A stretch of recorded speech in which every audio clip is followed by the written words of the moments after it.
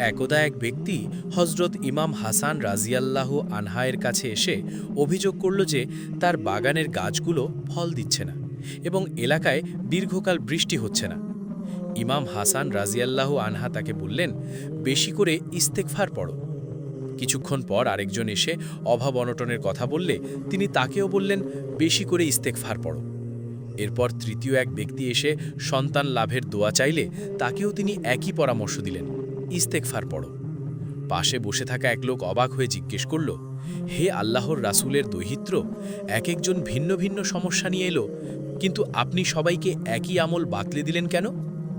ইমাম হাসান রাজিয়াল্লাহু আনহা মুচকি হেসে পবিত্র কুরআনের সূরা নূহ ৭১ থেকে ১০-১২ আয়াতগুলো তিলাওয়াত করলেন, যেখানে আল্লাহ তাআলা বলেছেন, তোমরা তোমাদের রবের কাছে ক্ষমা প্রার্থনা করো, নিশ্চয়ই তিনি অতিশয় ক্ষমাশীল।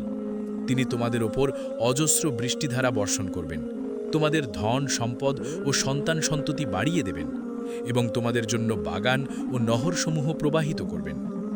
শিক্ষা: মহান আল্লাহর কাছে আন্তরিকভাবে ক্ষমা চাইলে দুনিয়া ও আখেরাতের সব মুশকিল আসান হয়ে যায়।